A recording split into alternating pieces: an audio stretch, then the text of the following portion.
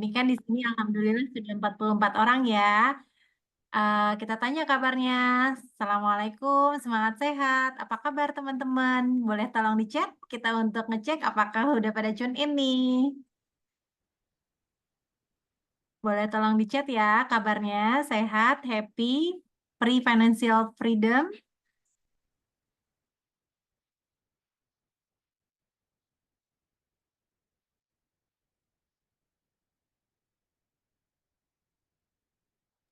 Alhamdulillah udah banyak Pak. Berarti udah bisa kita mulai. Karena ternyata sudah pada on ya di depan laptop dan gadgetnya masing-masing ya. Baik, Bapak Ibu Kakak-kakak semuanya, kita mulai saja ya untuk acara hari ini. Bismillahirrahmanirrahim. Assalamualaikum warahmatullahi wabarakatuh. Mana nih suaranya nggak kedengeran? Waalaikumsalam. Waalaikumsalam warahmatullahi Waalaikumsalam warahmatullahi wabarakatuh. Baik, selamat malam dan salam sejahtera bagi kita semua yang kami hormati Bapak Bowo Setiono SEMCom PhD, Wakil Direktur Program MBA Kampus Jakarta, Bapak Leo Putra Rinaldi, Chief Economist PT Bank BNI Persero Tbk. Apakah sudah join, Pak Leo?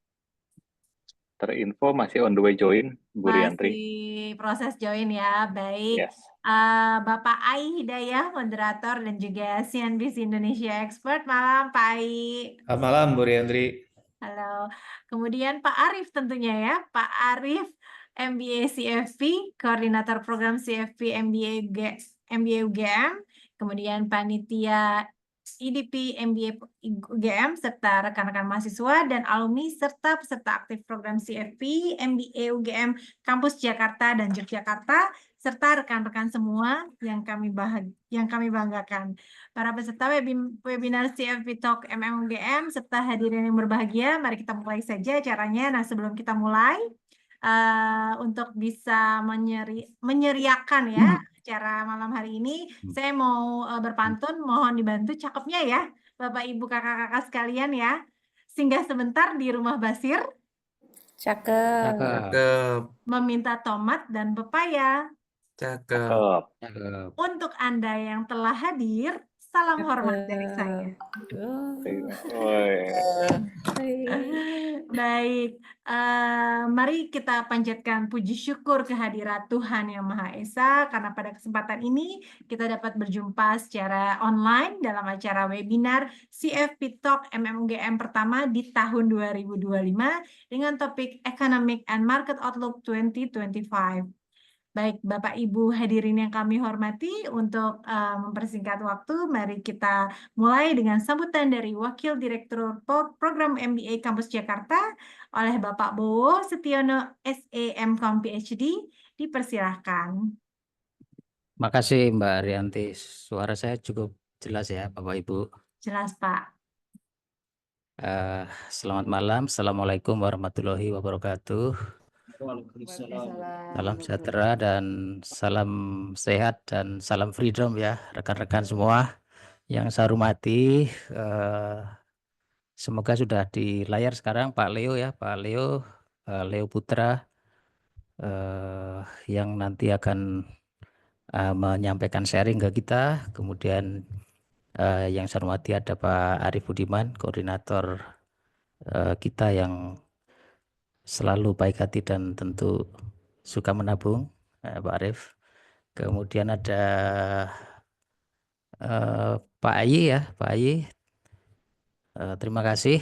Kemudian ada Mbak Riantri juga, dan ini banyak sekali saya kira rekan-rekan semua, ada mahasiswa saya juga, Mas Suta, kemudian ada apa lagi nih di layar-layar sebelah ya, dan tentu rekan-rekan semua. Puji syukur alhamdulillah kita sore ini dipertemukan dalam kondisi sehat. Bapak Ibu, kita lihat berita kemarin Donald Trump ya menandatangani 200 eksekutif itu order ya Pak Arif ya, dan implikasinya akan kemana-mana tuh. Ada yang terkait dengan moneter, ada yang terkait dengan fiskal, Mungkin kita juga ingat perang dagang Cina dengan Amerika, ada tarif impor ya, barang-barang Cina ke Amerika, berapa tuh 15-20%, mungkin sekarang akan lebih tinggi lagi. Kemudian imbasnya adalah ke kita, tapi di sisi lain mungkin seperti dua sisi, di setiap trade itu mungkin ada opportunity. Nah ini mungkin juga kita juga harus mewaspadai. Kita mungkin mengenal juga keterkaitan ekonomi kita dengan beberapa negara di Asia ya Bapak Ibu. Misalnya kita lihat China itu menjadi partner dagang terbesar kita, tapi pada saat yang sama Vietnam juga lead ya untuk sebagai tempat foreign direct investment ya. Mungkin nanti Pak Leo juga akan sharing. Tapi itu mungkin agak terlalu jauh nih kalau analogi mungkin hawkish sama dovish ya. Kalau di Amerika kan hawkish, Trump ini hawkish ya. Dia akan lebih galak gitu ya. Sedangkan kita di level nasional mungkin atau di level capital market ya ada bullish dan bearish gitu ya. Jadi kalau bullish itu biasanya di atas tuh ada hawkish ya, yang mengawal supaya bullishnya itu tidak merusak ya, tidak merusak purchasing power dan seterusnya, karena biasanya money supply kalau meningkat inflasinya juga naik, purchasing power kita juga akhirnya pada akhirnya juga turun, dan itu kemudian salah satu obatnya biasanya the Fed ya, menaikkan tingkat bunga seperti yang kita lihat sebelumnya. Tapi hari ini kita melihat BI rate 5,75 ya Mbak Rianti ya. Cuman posisi likuiditas kita juga agak menjadi concern ya Bapak Ibu. Kalau kita lihat nanti mungkin Mas Leo nanti bisa, Pak Leo nanti bisa sampaikan dengan sangat jelas. Nah ini mungkin akan ada rebalancing ya dari sisi finansial dan kemudian economic performance di kita di Indonesia juga, dan berpengaruh ke nasabah kita, ke debitor kita, ke klien kita dan seterusnya. Mudah-mudahan diskusi kita nanti menghasilkan insight yang kemudian berimpact ke kerja-kerja kita Bapak Ibu ya, ke kinerja kita dan capaian kita. Kami terima kasih sekali lagi kepada Pak Leo, kemudian Mas Arief, Mbak Riantri, Pak Ayi, dan semua rekan-rekan semua yang tidak bisa kami sebutkan satu-satu. Ini CFP Talk ke-21 Pak Arief ya, yang telah konsisten ya mengawal acara-acara kita gitu ya. Mungkin feel free monggo nanti kalau ada usulan series berikutnya topiknya kira-kira apa gitu, climate risk atau apa, monggo nanti bisa disampaikan ke kami atau Pak Arief. Terima kasih, demikian kami kembalikan ke Mbak Rianti. Back to you Mbak. Makasih. Assalamualaikum warahmatullahi wabarakatuh.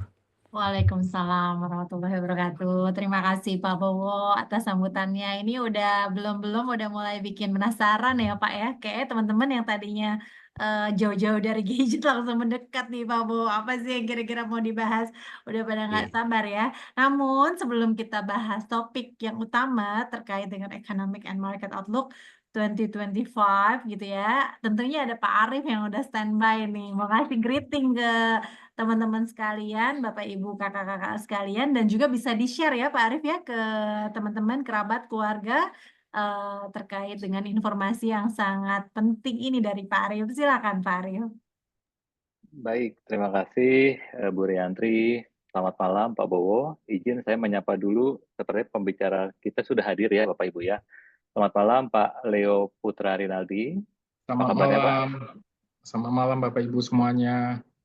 Baik, Bapak di sini ada Pak Bowo Setiono Pak, selaku Deputi Direktur dari MBA UGM. Siap. Selamat malam. Terima kasih Pak Leo. Terima kasih. Iya. Baik Bapak Ibu, saya izin untuk menyampaikan ya kegiatan kita hari ini. Tentunya sebelum kita memulai, saya izin menyapa dulu kepada rekan-rekan. Mungkin boleh ya sambil berjalan, tolong tuliskan di kolom chat. Kalaupun teman-teman masih ingat, boleh dituliskan batch-nya, batch berapa. Katakanlah batch 21, kemudian kota domisili berada. Gitu ya. Katakanlah Mas Ai ini kan batch 11, strip Jakarta. Gitu ya. Kemudian Bu Riantri, batch 35, strip Jakarta. Gitu ya. Silakan ya. Jadi kita sambil mengenal satu sama lain. Baik, Bapak Ibu, izinkan saya memulai. Assalamualaikum warahmatullahi wabarakatuh. Selamat malam dan salam sejahtera bagi kita semua. Yang kami hormati tentunya Bapak Bosiono, SE, MCom, PhD, selaku Wakil Direktur Program MBA Kampus Jakarta.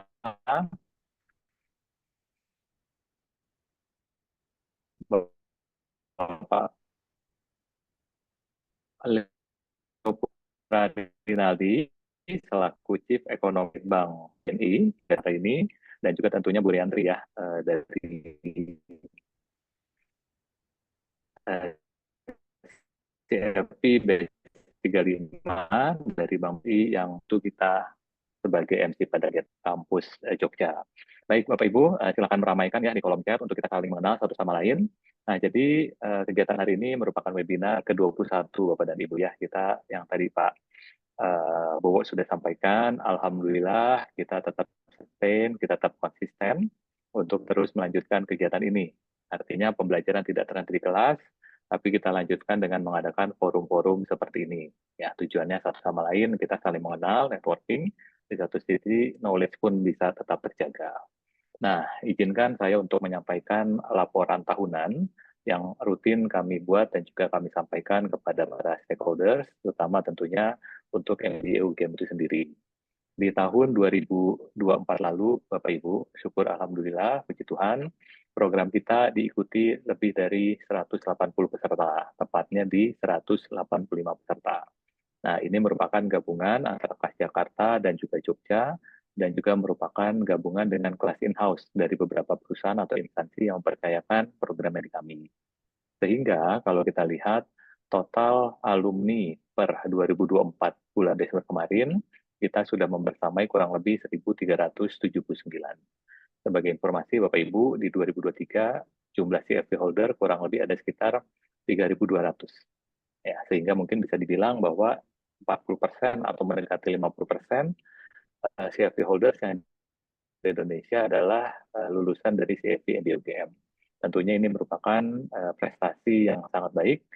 Selain ikut menjadi bagian literasi keuangan Indonesia, juga bagaimana menciptakan generasi-generasi perencana keuangan berikutnya.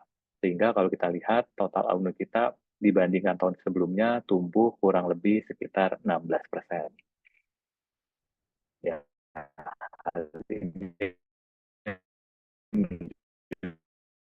program ini semakin dipercaya, semakin dengan tumbuh yang mengikuti sebenarnya terrefleksi tahun 2000 kita akan berjalan atau sudah berjalan dengan kelas publik 2 batch Jakarta dan kelas publik Jakarta, maaf ini kelas publik Yogyakarta 1 batch.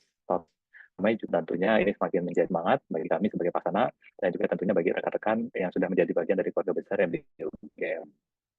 Nah, kemudian saya izin lanjutkan bahwa program terdekat mengenai CFP MBA UGM itu kita akan jalankan baik kelas Jakarta maupun Jogja.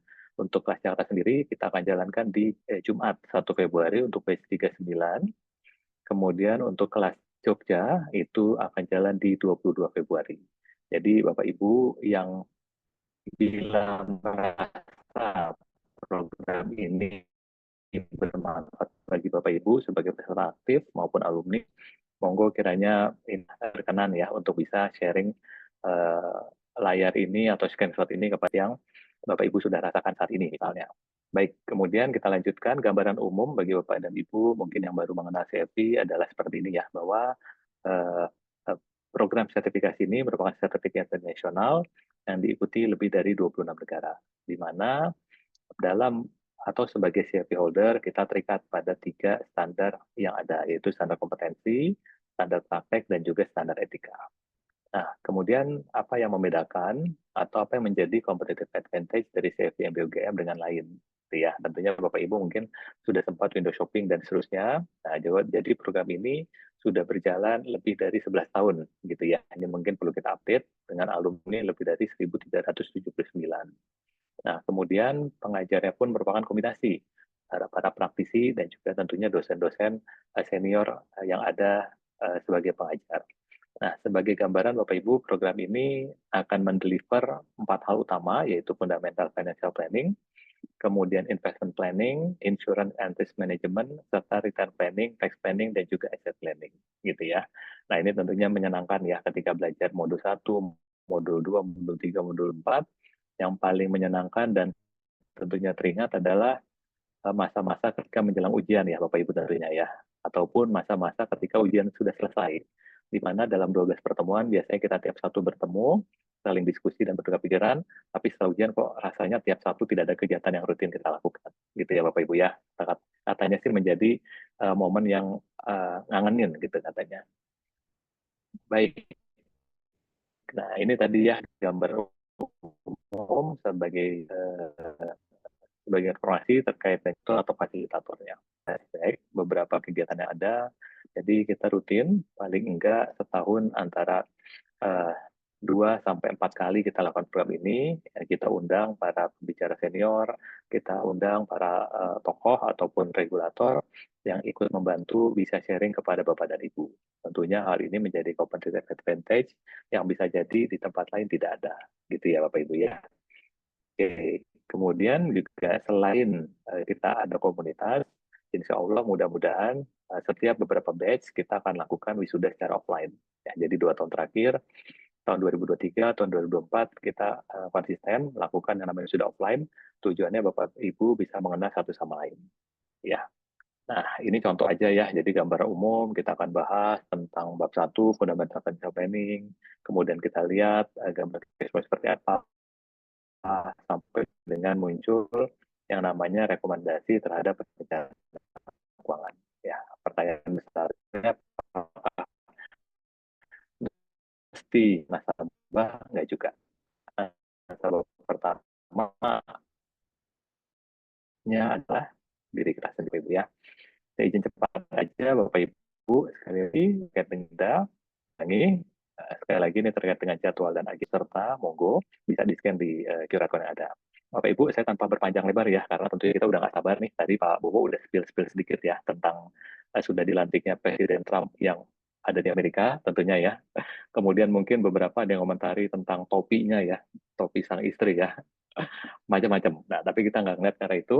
Nah, kita melihat bagaimana di sini pembicara utama, Pak Leo sudah hadir, akan banyak cerita. Terakhir, tentunya program ini secara 11 tahun sudah berjalan dengan baik. Kami ucapkan tentunya terima kasih yang sebesar-besarnya kepada manajemen dan juga direksi dari MBUGM, Pak Bowo, dan juga bapak-bapak yang lain yang telah memberikan dukungan dan juga kepercayaan pada kami. Semoga program ini bisa tetap berjalan dengan baik. Singkat aja, mohon maaf Bapak Ibu ya kalau terpanjang, saya kembalikan ke Bu Riantri. Silakan. Baik, terima kasih Pak Arief. Kayaknya udah langsung pada mau ngechat nih Pak Arief untuk daftar atau scan ya barcode yang tadi. Baik, paparan dari Pak Arief sudah selesai dan juga tadi apa yang disampaikan oleh Pak Arief, spill juga lagi nih terkait dengan apa yang nanti akan disampaikan oleh para pakarnya ya tentunya. Tadi Pak Bowo juga sudah sempat spill juga sebagai introduction. Mari bersama-sama kita sambut Bapak Leo Putra Rinaldi. Beliau adalah Chief Economist dari PT Bank BNI Persero Tbk. Selamat malam Pak Leo. Selamat malam Bu Rianti. Semoga hari ini ya Pak ya, banyak insight yang akan bisa di-share ke kita semua. Insya Allah sudah ditunggu-tunggu sekali, apalagi hari ini dikabarkan di medsos harga emas naik gitu ya, paling naik di antara sekian waktu sebelumnya gitu ya. Terus kemudian seiring dengan suku bunga yang sudah ditetapkan oleh mantan ketua Cafe Gama juga ya, Gubernur BI kita. Kemudian di sini juga tentunya sudah ada Pak Ai yang memang sudah siap sedia untuk memberikan ini ya moderasi terkait dengan webinar talk hari ini. Baik, dipersilakan untuk mempersingkat waktu Pak Leo dan juga Pak Ai. Ini kita manggilnya Pak Leo atau apa nih Pak? Nama Pak Leo aja. udaranya? Pak Leo ya. Cukup. Jadi nama udaranya memang Pak Leo ya rupanya ya. Baik, Pak Ai, apakah sudah siap nih Pak Ai untuk Ya, memoderasi? siap Bu Riandri. Baik, terima kasih Pak Ai. Pak Leo dipersilahkan. Saya serahkan kepada Pak Ai ya. Terima kasih. Terima kasih Bu Riandri. Pak Leo apa kabar nih? Pak Leo, selamat malam. Baik, Udah selamat lama malam ketemu Pak. Pak Leo nih. Iya. Ya mungkin teman-teman CFP MBA UGM, sebelum kita masuk ke paparan Pak Leo, saya izin memoderatori dan mungkin memperkenalkan sedikit Pak Leo nih ya, dari riwayat karir dan pendidikannya Pak Leo. Pak Leo ini memang lulusan dari S1 Fakultas Ekonomi Universitas Indonesia ya. Beliau sempat berkarir di ekonomis OCBC NSP, lalu melanjutkan karir ke IMF ya Pak Leo, dan sempat menjadi Chief Economist Mandiri Sekuritas. Nah kebetulan waktu itu sempat satu kantor sama saya. Bedanya Pak Leo di ekonomis, saya di Corporate Secretary and Communication ketika itu. Nah, sekarang melanjutkan di Chief Economist di BNI, jadi saya sudah kenal lama Pak Leo, salah satu ekonom yang mungkin terkemuka lah di Indonesia dan banyak meraih penghargaan. Salah satunya adalah Best Economist for Indonesia ya, 5 tahun, 6 tahun berturut-turut ya Pak Leo ya, dari Asia Malaysia. Nah, ini juga menjadi suatu pencapaian yang luar biasa nih, nggak sedikit nih, nggak banyak lah, bukan sih salah, nggak banyak orang yang seperti Pak Leo ini. Mungkin nanti kita bisa mendapatkan insight-insight, apalagi di awal tahun ini banyak orang penasaran ya kondisi makroekonomi global Indonesia ini akan seperti apa, kira-kira arah investasi yang baik itu nanti kemana gitu ya, kebijakan-kebijakan apa yang mungkin akan pengaruhi perkembangan portofolio investasi maupun ekonomi kita ke depan gitu ya. Mungkin nanti Pak Leo bisa memberikan paparannya dan mungkin nanti kita akan juga melempar tanya jawab ya untuk berdiskusi supaya lebih hangat gitu dan juga bisa mendapatkan insight-insight terkait perkembangan ekonomi ke depan. Mungkin tanpa berlapanya waktu, silakan Pak Leo untuk paparannya. Makasih Mas Ai. Saya mau make sure aja waktu presentasi saya berapa lama? Mungkin supaya lebih banyak tanya jawab gitu ya Pak Leo, bisa 30 menit kali ya maksimal ya. Oke, 30 menit ya. Ya. Oke, bentar. Saya share screen dulu. Ini bahan presentasinya kelihatan bergerak ya Mas Ai ya? Ya, terlihat Pak Leo, sudah terlihat. Oke. Saya izin matikan video dulu untuk nggak overlap, takutnya nanti ada lag. Nanti pas saat sesi tanya jawab saya buka kembali. Jadi, Bismillahirrahmanirrahim. Assalamualaikum warahmatullahi wabarakatuh. Selamat malam, salam sejahtera buat kita semuanya. Jadi pada malam ini, Bapak Ibu, saya mau sharing mengenai outlook ekonomi, baik dari sisi global dan juga domestik, yang waktunya kurang lebih tadi Mas Ai sampaikan 30 menit. Jadi flow presentasi saya itu akan dibagi dalam 4 bagian. Yang pertama, kita akan diskusi mengenai outlook ekonomi global yang nanti kita akan kaitkan dengan arah nilai tukar rupiah dan suku bunga acuan, terutama setelah pasca Trump terpilih. Setelahnya kita akan masuk ke domestic economic update, tetapi saya spesifik mau membahas mengenai isu premature deindustrialization yang dialami Indonesia.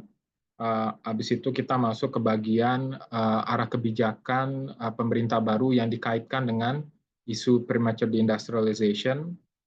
Nah, bagian terakhir yang sektor peak-nya mungkin itu kita lengkap ya, karena keterbatasan waktu 30 menit, tapi nanti pas saat sesi tanya jawab, feel free nanti Bapak Ibu untuk tanya. Jadi saya masuk ke bagian pertama ya, mengenai outlook ekonomi global yang dikaitkan dengan arah nilai tukar dan suku bunga acuan. Jadi kalau Bapak Ibu tanya kepada saya, bagaimana outlook ekonomi global tahun ini, ada 3 pilihan, pesimis, konservatif, atau optimis. Saya cenderung melihatnya di sisi tengah, konservatif, tapi cenderung ke arah yang kiri, yang agak pesimis gitu. Tapi baseline-nya konservatif. Kenapa kita milihnya di titik tengah atau konservatif? Karena kita melihat sekarang ada 2 resiko. Yang pertama, resiko dari sisi global growth. Yang kedua, ada resiko dari sisi US inflation. Jadi mungkin gambaran saja kepada Bapak Ibu, mungkin ingat kenapa kita bilang bahwa ada risiko di sisi global growth, karena salah satu acuan yang kami pakai adalah IMF dan World Bank. Dan mungkin Bapak Ibu ingat, IMF itu merevisi kembali pertumbuhan ekonomi global tahun 2025 itu ke level 3,2%. Namun yang perlu diingat adalah revisi ini dilakukan di Oktober tahun 2024 atau sebelum Trump terpilih menjadi presiden. Sehingga ada kemungkinan besar IMF itu akan merevisi kembali ke bawah pertumbuhan ekonomi global yang angka 3,2%. Ini angka 3,2%, even masih lebih rendah dibandingkan rata-rata pertumbuhan ekonomi global sebelum pandemi. Kalau kita lihat chart sebelah kiri atas, itu di level 3,7%. Nah, revisi ke bawah ini dilakukan karena tadi Pak Arief sudah juga menyampaikan arah kebijakan US ke depannya ini cenderung akan lebih inward looking, akan sifatnya protectionism, sehingga resiko yang selalu diungkapkan oleh Pak Perry dan Bu Sri Mulyani mengenai geoeconomic fragmentation sama global supply disruption itu resikonya akan meningkat. Dan sebenarnya ini ada presidennya Bapak Ibu pas saat Trump periode pertama. Jadi mungkin Bapak Ibu ingat di tahun 2018 Trump memperkenalkan tarif impor ke Tiongkok sehingga kita kenal pas saat itu jilid trade war yang pertama. Di tahun 2019, IMF itu merevisi pertumbuhan ekonomi global sampai 3 kali dalam 1 tahun, dan total revisinya itu minus 0,5%. Dari 3,5% direvisi ke 3%, realisasi pertumbuhan ekonominya di 2,8-2,9%. Jadi kita melihat bahwa presidennya sebenarnya sudah ada pas saat Trump periode pertama. Dan kalau kita lihat di chart sebelah kiri bawah, memang kalau kita berkaca di Trump periode pertama, kebijakan-kebijakannya berhasil meningkatkan pertumbuhan ekonomi US pas saat Trump periode pertama. Tapi on the cost of slower global growth, terutama pertumbuhan ekonomi Tiongkok yang melambat cukup tajam.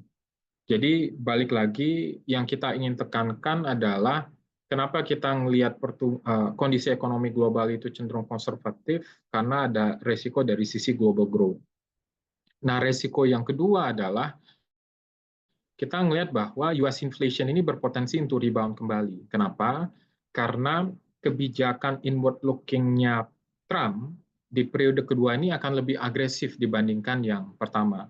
Jadi kalau kita lihat tabel sebelah kanan, contohnya untuk tarif impor. Kalau kita lihat di Trump 1.0, tarif impornya sifatnya spesifik produk sama spesifik country. Tapi yang Trump 2.0, rencananya tarif impornya itu sifatnya broad base untuk semua negara yang punya trade surplus dengan US termasuk Indonesia, kisaran tarifnya 10-20%.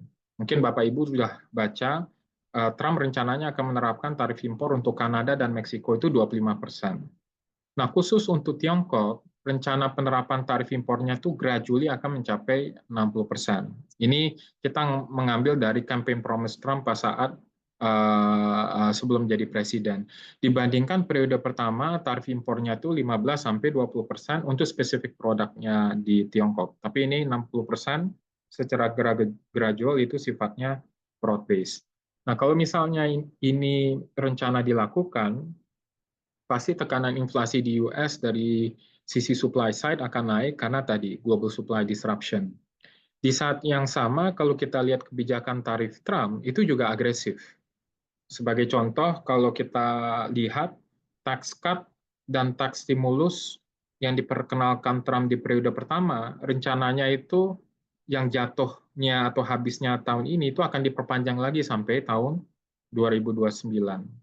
Dan ada rencana untuk menurunkan corporate income tax ke level 15%. Jadi kalau itu dilakukan, maka tekanan inflasi dari sisi demand side atau permintaan akan meningkat.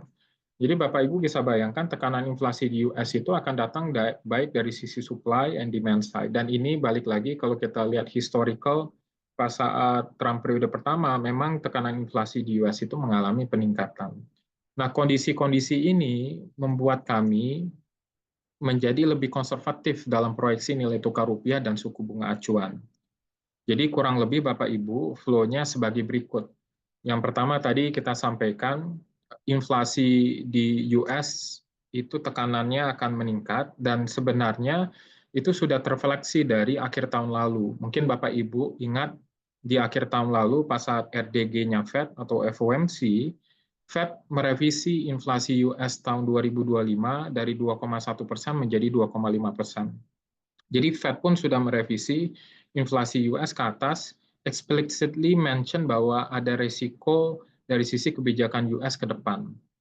Nah, kalau ini menjadi acuan dari Fed, di mana inflasi US itu dilihatnya tahun ini 2,5%, sedangkan medium term target inflation-nya di 2%, maka flow berikutnya adalah ruang bagi Fed untuk menurunkan Fed Fund Rate itu menjadi lebih terbatas.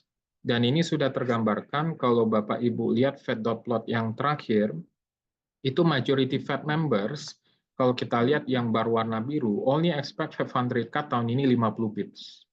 Dibandingkan 3 bulan yang lalu, majority Fed members expect Fed Fund Rate cut tahun ini 100 bips. Tapi sekarang hanya tinggal 50 bips. Even market consensus itu only expect Fed Fund Rate cut-nya tahun ini 25 bips. Jadi narasi suku bunga higher for longer itu pelan-pelan mulai muncul kembali.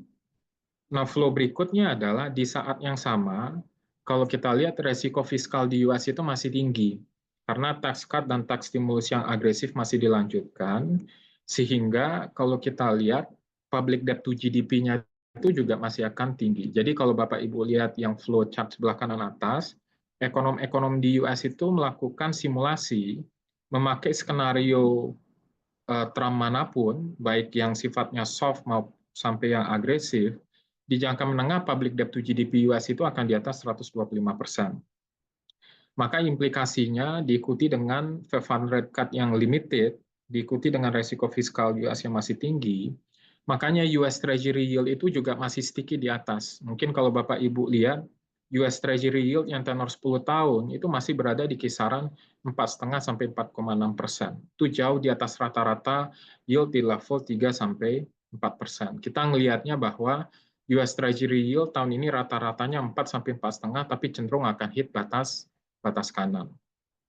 Nah, melihat kondisi-kondisi tersebut, maka kita juga melihat sekarang nilai tukar rupiah cenderung konservatif. Jadi kalau kita lihat flow yang berikutnya, dengan US Treasury masih cenderung sticky, ada flight to quality, sekarang balik lagi ke US juga karena yield-nya atraktif.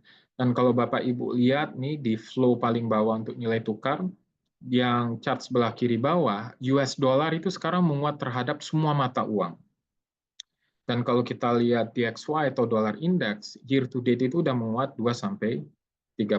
Di saat yang sama yang menarik, kalau kita lihat chart sebelah kanan bawahnya, nilai tukar Tiongkok Yuan itu sekarang levelnya udah 7,2, 7,4 terhadap US dollar. Itu merupakan salah satu level terlemah sepanjang sejarah. Maka dari itu, sekarang kita memproyeksikan rata-rata nilai tukar tahun ini itu di level 16.200, rata-ratanya. Berarti ada kemungkinan mungkin bisa di atas 16.2 di periode tertentu. Sebelumnya kami proyeksi nilai tukar rupiah rata-ratanya di 15.700. Tapi melihat kondisi-kondisi yang tadi kita jelaskan, tampaknya rata-ratanya tetap di atas 16.000. Nah, policy implication-nya apa, flow yang terakhir? Maka kita melihat bahwa ruang bagi Bank Indonesia untuk menurunkan suku bunga acuan atau BI rate juga terbatas. Memang BI kemarin menurunkan BI rate, tetapi saya melihat bahwa walaupun message-nya BI ini sekarang mulai agak shifting dari pro-stability menjadi pro-growth, saya termasuk kubu yang percaya bahwa Pak Peri tidak sepenuhnya akan meninggalkan fokus terhadap pengendalian stabilitas nilai tukar. Sehingga kita melihat bahwa BI untuk menurunkan BI rate, sebelumnya kita expect bisa turun 75 sampai 100 pips, jadi bisa sampai ke level 5%. Kita ngelihatnya mungkin turunnya terbatas di level 25 sampai 50 pips. Jadi BI rate-nya mungkin di level 25 sampai 50 pips penurunannya. Jadi kurang lebih seperti itu Bapak Ibu, flow-nya dari kondisi ekonomi global yang kita kaitkan dengan arah nilai tukar rupiah dan juga arah suku bunga acuan. Nah, implikasinya apa? Kalau dari sisi perbankan, implikasinya adalah selain market risk itu akan cenderung tinggi di semester pertama, kita melihat bahwa liquidity risk itu juga masih akan tinggi di periode yang sama di semester pertama. Jadi kita melihat bahwa kondisi likuiditas ketat itu masih cenderung akan terjadi sampai bulan Juni atau Juli. Karena satu, kalau Bapak Ibu lihat chart sebelah kiri atas, BI memang sudah menurunkan BI rate dari 6 ke 5,75%, tapi kalau kita lihat suku bunga instrumen operasi moneternya Bank Indonesia yaitu SRBI, mungkin Bapak Ibu sudah tahu, di mana instrumen operasi moneter ini bisa dibeli oleh investor asing di secondary market. Itu kalau kita lihat trennya masih naik. Jadi kalau kita lihat September 6%, sekarang 5,75. Tapi kalau kita lihat dari sisi suku bunga SRBI-nya, itu trennya September 6,8, itu masih di level 7%. Jadi memang BI ingin membuat interest rate differential-nya itu tetap atraktif buat investor asing masuk, tapi implikasinya di primary market pas saat lelang SRBI, penempatan likuiditas rupiah di Bank Indonesia di luar GWM juga akan masih tinggi. Karena risk free-nya itu di 7% hanya untuk tenor 1 tahun. Dan itu terrefleksi Bapak Ibu, kalau kita lihat chart sebelah kanan atas, outstanding penempatan likuiditas rupiah perbankan di BI di luar GWM itu sekarang udah 1.000 triliun. Rata-rata penempatannya itu hanya 300 sampai 400 triliun dalam kondisi normal. Jadi kita melihat bahwa liquidity risk itu masih akan tinggi di semester pertama. Jadi kunci liquidity itu bisa lebih ample atau tidak itu tergantung dari arah nilai tukar. Karena Indian ini akan mempengaruhi arah suku bunga acuan dan juga SRBI. Dan sebenarnya ini merupakan suatu hal yang perlu dilakukan dalam konteks BI untuk menjaga stabilitas nilai tukar. Nah, di saat yang sama kita juga melihat resiko liquidity risk ini datang dari sisi fiskal. Karena kalau Bapak Ibu perhatikan chart sebelah kiri bawah, kalau kita lihat fiscal balance pemerintah di kuartal pertama dalam 4 tahun terakhir, itu selalu surplus atau positif di chart sebelah kiri bawah. Dengan kata lain, APBN di kuartal pertama itu cenderungnya bukan net expansionary liquidity, dia cenderung net absorption. Jadi resiko crowding out itu ada, dan ini wajar. Karena APBN di awal tahun itu kan butuh waktu fiscal spending-nya. Apalagi kalau kita bicara pemerintahan baru. Jadi ini merupakan pola yang normal, tapi di saat yang sama, pemerintah kemungkinan besar akan front load bond issuance-nya. Pas saat fiscal spending-nya itu perlu waktu. Karena ada, terutama kalau misalnya kondisi global ketidakpastiannya tinggi. Jadi bond issuance-nya di front load di depan, isu bond serap rupiah, tapi fiscal spending-nya butuh waktu untuk jalan dan mungkin optimumnya itu lagging. Gitu. Jadi ini kita melihat liquidity risk merupakan resiko yang perlu kita perhatikan dalam semester pertama, terutama dalam konteks perbankan. Apalagi kalau kita lihat chart sebelah kanan bawah, kalau kita lihat maturity profile dari SBN atau government bonds Indonesia yang rupiah ya, ini di luar falas, 2014 sampai 2029, memang jatuh tempo yang paling besar itu di 2025 sama 2026. Karena kalau kita lihat ada porsi yang mulai muncul jatuh tempo 100 triliun, ini karena bond monetization yang dilakukan BI pas saat pandemi. Mungkin Bapak Ibu ingat pas saat itu BI beli obligasi yang dikeluarkan pemerintah, itu obligasi khusus untuk membiayai stimulus pandemi. Nah itu ada yang jatuh tempo. Jadi kalau misalnya bond issuance bonds-nya jatuh temponya besar, maka gross issuance-nya juga lebih tinggi gitu. Jadi bottom line message yang kita sampaikan dari flow database story dari kondisi ekonomi global, kita kaitkan dengan arah nilai tukar, suku bunga acuan. Yang kita mau emphasize message yang pertama adalah resiko dari sisi marketnya tinggi memang, tapi kita juga melihat liquidity risk di semester pertama juga akan tinggi. Nah, kapan liquidity itu akan improve? Kita melihatnya di semester kedua. Karena tadi, kita expect pertama fiscal spending-nya mulai optimum. Karena kalau Bapak Ibu lihat historical pattern realisasi APBN, memang lebih dari 60% realisasi spending-nya itu selalu backload atau di semester kedua, terutama di kuartal keempat. Jadi kita expect ini mungkin fiscal spending-nya akan lebih optimum di semester kedua, sehingga liquidity-nya akan lebih improve karena money multiplier-nya terjadi. kita juga expect bahwa nilai tukar seharusnya bisa lebih stabil seiring pelaku bisnis dan investor lebih memahami kebijakan Trump dan implikasinya. Tapi untuk hal ini, we're on the mercy of global situation. Ini merupakan faktor yang kita tidak bisa kendalikan. Tapi untuk liquidity improve yang kita bisa kendalikan memang dari sisi fiskalnya. Dan kita berharap fiscal spending-nya di semester kedua itu akan lebih baik. Maka dari itu Bapak Ibu, mungkin saya lengkap sedikit, saya langsung ke growth ya. Karena saya takut, saya naruhnya di chartnya agak di belakang, maaf. Chartnya, oke, chartnya itu tidak ada di sini, tapi karena kita expect liquidity-nya improve di semester kedua, karena fiscal spending-nya lebih optimum, kita juga expect external risk-nya juga turun, rupiah stabil. Makanya dari sisi pertumbuhan ekonomi, full year forecast kita tuh 5% Bapak Ibu. Tapi kalau kita berbicara tren, kita expect pertumbuhan ekonomi Indonesia year on year-nya di semester kedua itu akan lebih tinggi dibandingkan semester pertama. Walaupun full year-nya 5%. Jadi dengan kata lain, semester kedua mungkin full year-nya bisa 51, 52, tapi semester pertamanya mungkin 49 sampai 5%. Nah, ini mungkin dalam konteks makro poin-poin analisa yang tadi sudah disampaikan, ke banking strateginya seperti apa? Nah, yang pertama adalah dalam kondisi uncertainty, maka providing sufficient liquidity buffer itu menjadi krusial untuk absorb external shocks. Yang kedua, mengingat kompetisi liquidity, terutama di semester pertama itu akan tinggi, jadi faktor suku bunga itu juga cenderung masih tinggi, kita fokus untuk fundingnya itu pasti yang cost of fund-nya rendah, yaitu KASA, current account sama saving, jadi tabungan sama giro. Kalau dalam konteks banking, dengan kondisi nilai tukar yang volatile, kita melihat sebenarnya ada potential bisnis buat treasury karena hedging activities.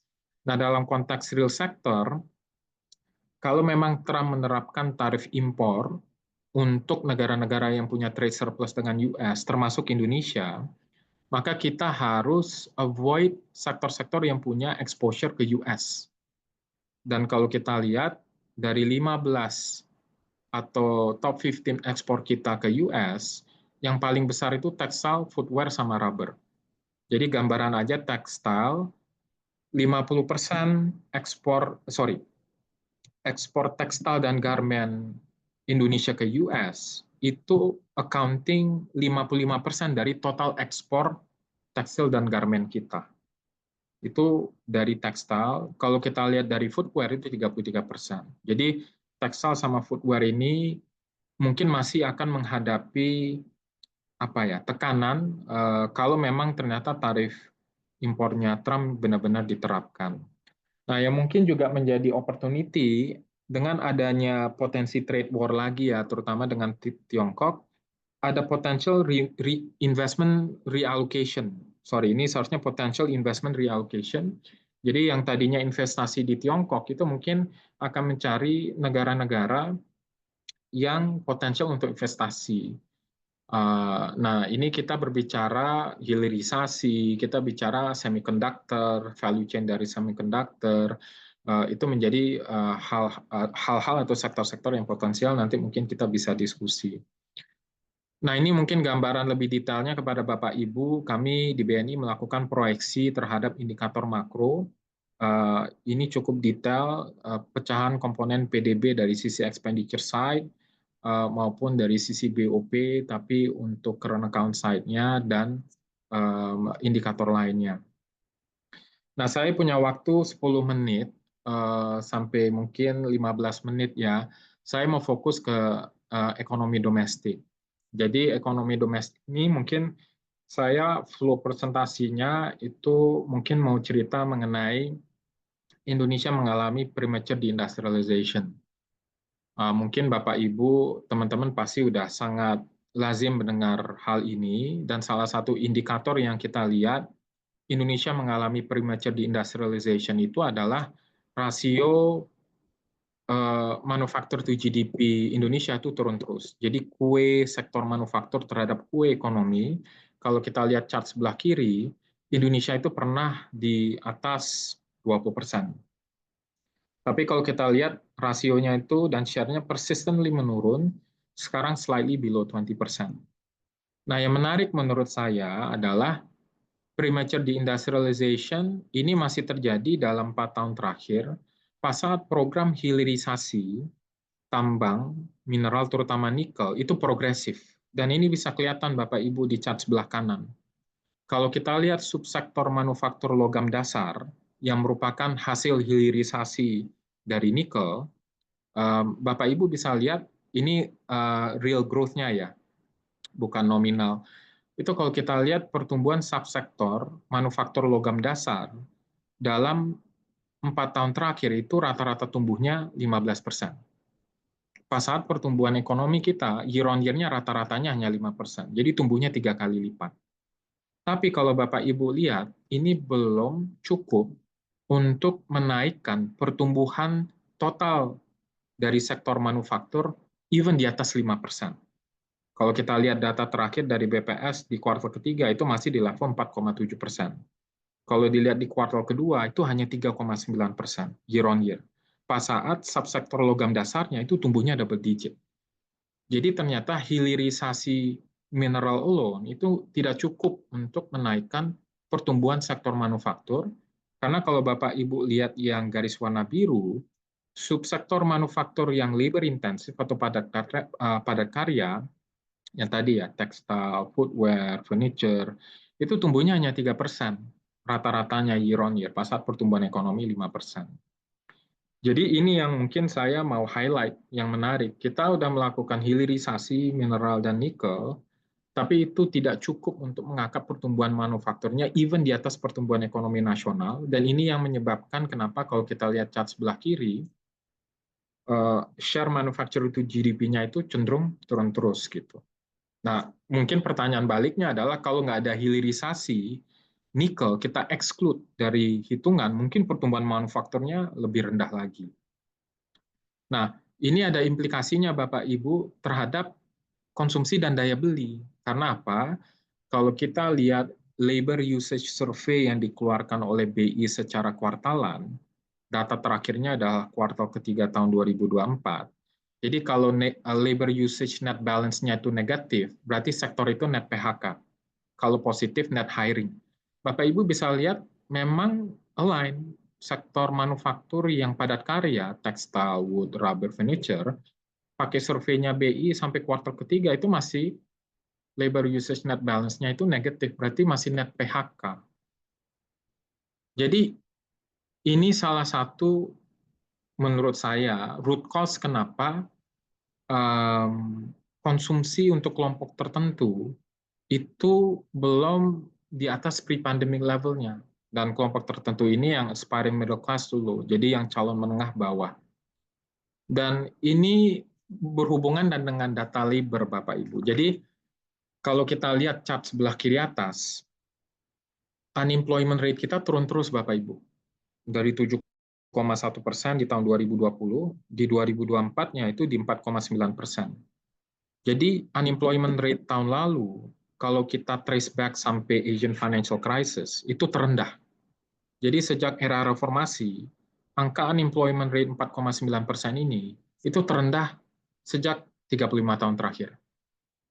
Tapi walaupun unemployment rate-nya itu terendah sejak era reformasi, Bapak Ibu kalau lihat pertumbuhan konsumsi di PDB, itu pertumbuhannya masih di bawah pertumbuhan ekonomi dan masih di bawah pertumbuhan konsumsi pre-pandeminya. Jadi private consumption pre-pandemi itu year on year growth-nya di atas 5%. Kalau kita lihat itu masih di level 4,8 sampai 4,9. Walaupun unemployment rate-nya itu terendah sepanjang era reformasi gitu. Jadi kan nggak ngeling gitu.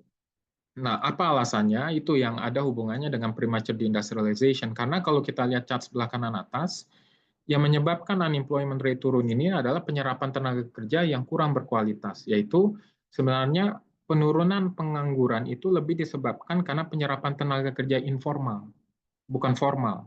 Jadi kalau Bapak Ibu lihat, tenaga kerja informal pre and post pandemi tahun 2019 itu 72 juta orang outstandingnya, di tahun 2024 itu 84 juta orang. Jadi penyerapan tenaga kerja di informal itu 17%, yang formal itu kalau kita lihat tumbuhnya hanya 7%.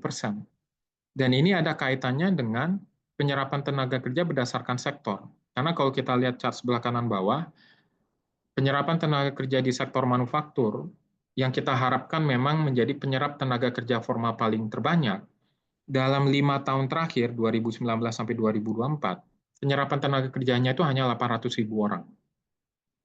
Sedangkan sektor-sektor yang informality-nya tinggi, pertanian, trading, UMKM, kalau kita gabungkan dalam 5 tahun terakhir, itu bisa mencapai hampir 10 juta orang. Jadi kita melihat bahwa kalau kita connecting the dots, premature deindustrialization ini salah satu root cause kenapa kita menghadapi permasalahan daya beli untuk kelompok tertentu, aspiring middle class dulu itu masih belum pulih. Dan Bapak Ibu pasti tahu bahwa gaji yang diterima oleh tenaga kerja informal itu 40-50% dibandingkan tenaga kerja formalnya. Belum lagi nanti kalau kita diskusi, even yang tenaga kerja formal, kalau kita lihat surveinya BPS, 54% tenaga kerja formal itu sekarang menerima gaji di bawah UMP. Jadi kalau kita memakai definisi ILO, di mana gaji tenaga kerja yang di bawah UMP sebagai informal, maka porsi tenaga kerja informal kita itu bukan 57%, tapi 80%. Jadi ini nanti mungkin kita bisa diskusikan, tapi mungkin karena keterbatasan waktu, saya ingin lengkap. Jadi implikasi dari premature deindustrialization ini sekarang terjadi namanya K-shape recovery. Jadi K-shape recovery itu menggambarkan pemulihan yang tidak merata. Jadi untuk kelompok yang atas, menengah terutama atas, itu kalau kita lihat daya belinya masih solid. Mereka masih mempunyai kemampuan untuk menabung, masih mempunyai kemampuan untuk saving. Tapi garis ke bawah itu menggambarkan tadi daya beli kelompok menengah, kelompok calon menengah bawah, itu kalau kita lihat cenderung menurun. Yang mereka lakukan sekarang de-saving. Makanya mungkin Bapak Ibu sering dengar istilah mantap makan tabungan. Jadi saya ingin menjelaskan impact dari premature deindustrialization yang ke K-shape recovery, implikasinya satu, jumlah dari kelompok menengah, middle class kita turun, dan ini kutip dari data BPS. Kalau kita lihat middle class kita, pre and post pandemi itu hampir turun 10 juta orang. Padahal kalau kita lihat yang naik paling tinggi itu adalah kelompok rentan, vulnerable itu hampir naik 13 juta orang. Padahal kita tahu kelompok rentan ini sangat sensitif terhadap ekonomi shock, terutama inflasi. Dia nanti mudah mental ke kelompok miskin. Nah, implikasi yang kedua dari premature deindustrialization akhirnya ke K-shape recovery, ini yang saya bilang mantap Bapak Ibu, makan tabungan.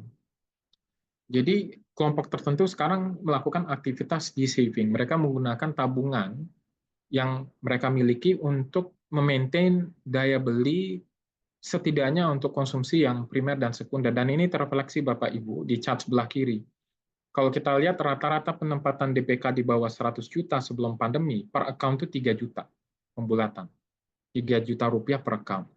Kalau kita lihat post pandemi itu turun 40%, hanya 1,8 juta. Pas saat jumlah account-nya Bapak Ibu itu naik dari 255 juta sekarang 590 juta.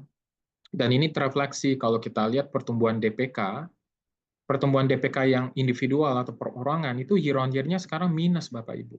Jadi yang mendorong DPK kita, DPK total itu kan sekarang pertumbuhannya 6-7%, itu lebih kepada pertumbuhan DPK korporasi, tapi yang individual itu minus. Nah ini menggambarkan tadi mantap ya, makan tabungan atau aktivitas di saving.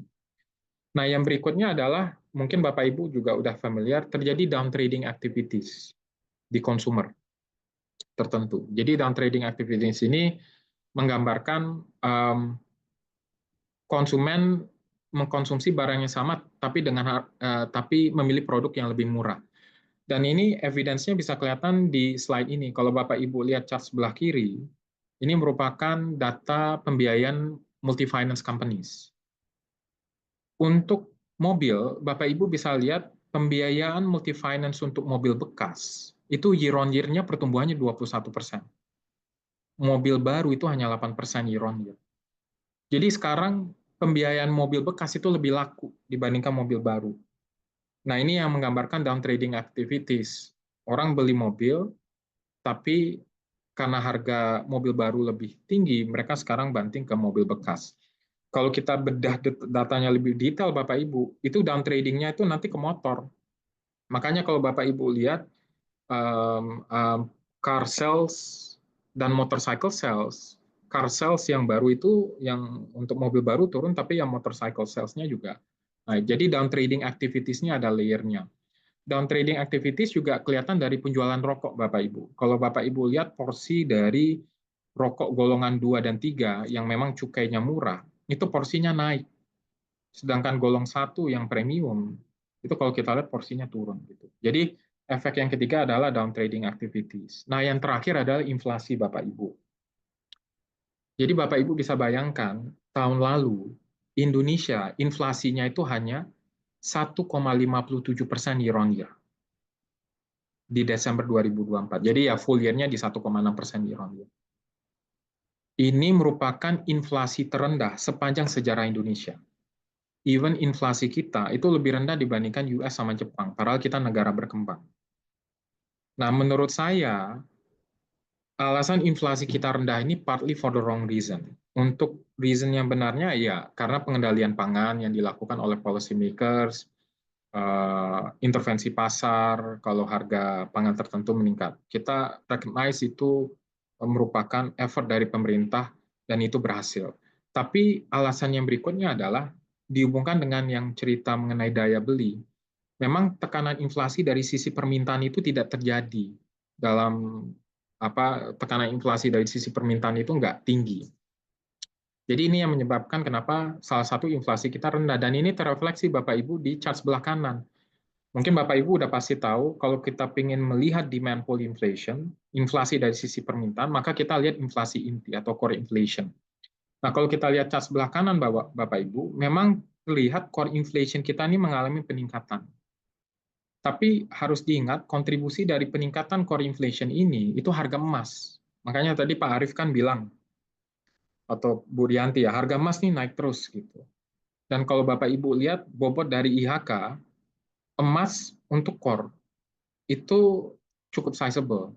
Jadi kalau kita exclude kontribusi dari emas perhiasan dari inflasi inti, itu sebenarnya bisa kelihatan inflasi inti kita masih di bawah 2%. Jadi itu salah satu yang kita ingin bilang bahwa memang salah satu alasan inflasi kita rendah ini dari sisi permintaan, tekanan inflasi dari sisi permintaannya rendah. Nah, mungkin saya akan sedikit aja Mas Ali untuk ini. Jadi memang kunci untuk mencapai pertumbuhan ekonomi yang lebih tinggi, kita harus address konsumsinya dulu. Kenapa? Karena private consumption itu still accounts 53% dari kue ekonomi kita. 53%. Beda dengan Singapura. Singapura ekspor to GDP-nya 80%. Tiongkok ekspor to GDP-nya itu masih 50%. Private consumption to GDP di Tiongkok itu hanya 30%. Kita 53%.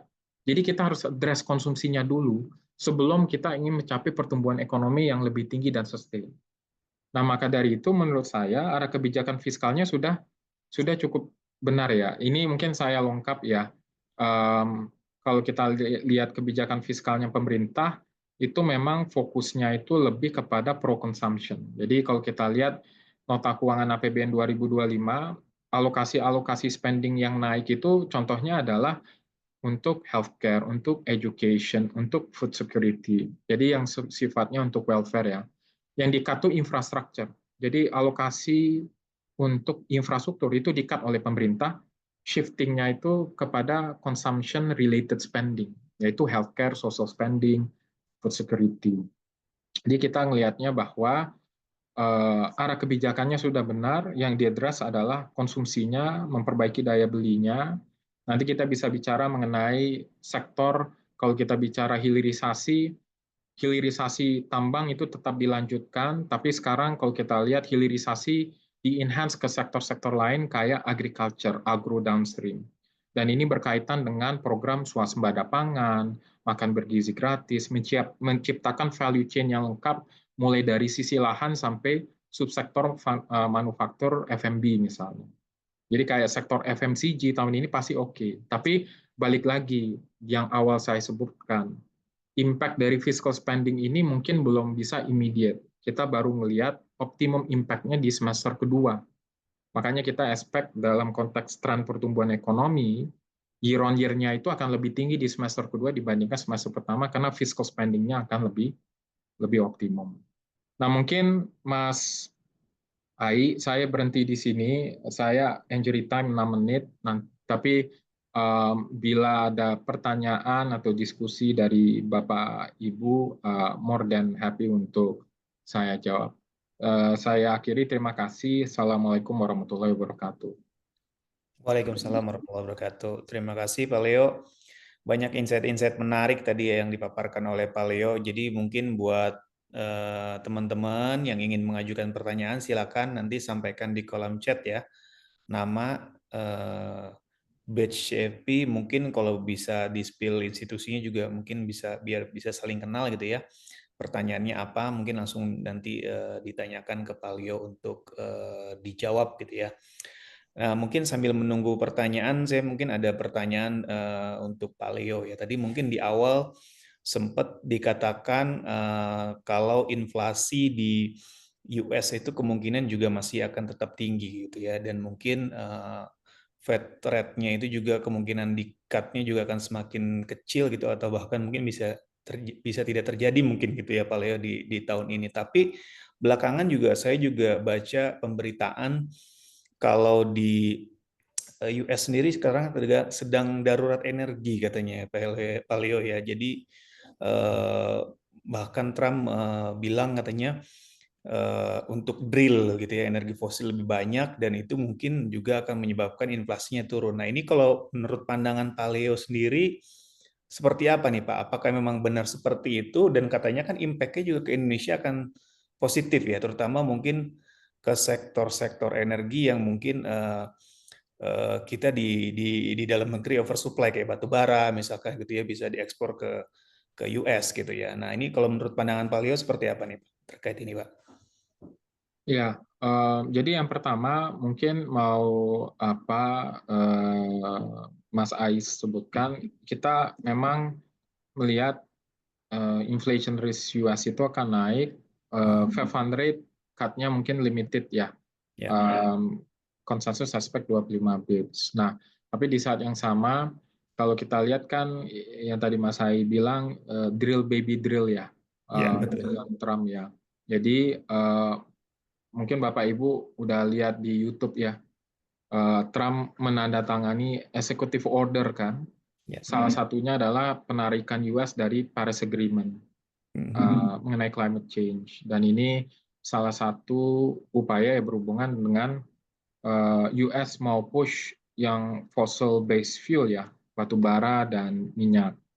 Nah, apakah impact inflasinya itu akan substansial? Menurut saya mungkin kita harus lihat, tetapi kalau kita lihat historicalnya, selama fiscal spending di US itu masih tinggi, dan ini kan kalau kita lihat kan sebenarnya tadi saya bilang, kalau kita lihat resiko di US ini kan sekarang ada dua.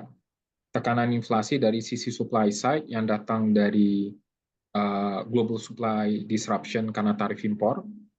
Apalagi sekarang kalau kita lihat Tiongkok, Bapak Ibu juga udah pasti tahu Tiongkok itu sekarang untuk global supply chain itu hampir di atas 40%. Jadi ada global supply disruption dan juga tekanan inflasi dari sisi US datang dari sisi permintaan karena tax cut dan tax stimulus. Jadi kalau misalnya itu meningkat, saya ngelihat net-netnya itu terhadap resiko inflasi di US-nya itu masih akan tinggi. Maksudnya akan trennya meningkat walaupun oil price-nya turun karena ada faktor dari sisi global supply disruption lain dan di saat yang sama menurut saya yang bobotnya atau kontribusinya cukup besar akhir ini ke inflasi US itu sebenarnya dari sisi tekanan inflasi dari sisi demand side karena dari fiscal policy-nya. Jadi kalau saya ngelihat memang kita harus tetap monitor nih seberapa dalam drill baby drillnya US ini meningkatkan produksi minyak, bisa menurunkan harga minyak. Itu kan juga tergantung dari kondisi geopolitik. Tapi dalam konteks policy yang udah pasti punya impact terhadap inflasi US, global supply disruption dan demand pull karena tax cut sama tax stimulus itu udah rasanya in place gitu. Jadi Indian kalau view saya baseline-nya kita tetap melihat tekanan inflasi di US itu akan meningkat. Sehingga ruang bagi Fed Fund Rate cut itu limited. Dan sebenarnya ekspektasi inflasi US ini terrefleksi dari bond yield-nya. Kalau Bapak Ibu lihat kan bond yield di US itu masih di level 4,6%. Gitu. Jadi kita ngelihatnya ekspektasi inflasi di US itu masih cenderung akan tetap tinggi walaupun ada mungkin kebijakan Trump yang agresif untuk produksi minyak dinaikkan.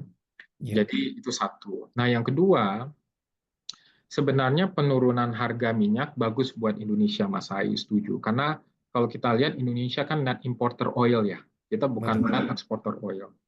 Buat Malaysia mungkin jelek, tapi buat Indonesia kalau oil price turun itu positif karena kita net importer, berarti sebenarnya punya impact positif ke nilai tukar. Tapi harus diingat juga drill baby drillingnya ini bukan hanya oil tapi juga batu bara. Jadi kalau misalnya US juga naikin produksi batu bara, pas saat tadi kita juga lihat di awal global growth risk-nya itu tinggi, dalam arti global growth itu bisa lebih slow down dari angka 3,2% proyeksinya IMF. Takutnya nanti kan ada oversupply. Betul. Apalagi kan Tiongkok kan kalau kita lihat 50% demand dari komoditi mineral dan tambang itu adanya di Tiongkok. Jadi saya ngelihat net-netnya bisa negatif ke rupiah karena kita net eksporter batu bara. Jadi kita buat sensitivity, tiap kenaikan 10% dari harga batu bara, maka akan ada kontribusi positif terhadap current account balance itu 0,2% terhadap GDP. Kalau oil turun 10%, itu mengurangi current account balance, kalau misalnya harga batu bara naik 10%, ada tambahan positif 0,2 percentage point terhadap current account balance.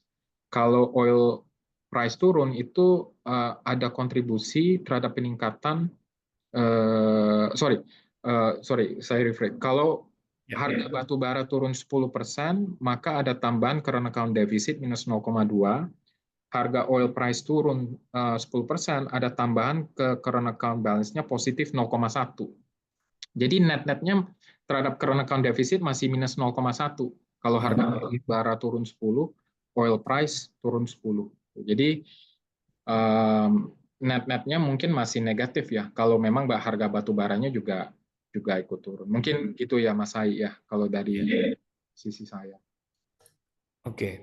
Ya, satu lagi yang menarik juga kan BI juga baru saja menurunkan suku bunga ya, BI rate-nya ya, Pak Leo ya, 25 basis point. Dan ini sepertinya kan seolah-olah kayak forward looking gitu ya. Apakah nantinya The Fed juga di akhir bulan atau di bulan depan itu akan menurunkan suku bunganya juga gitu ya, Pak Leo ya.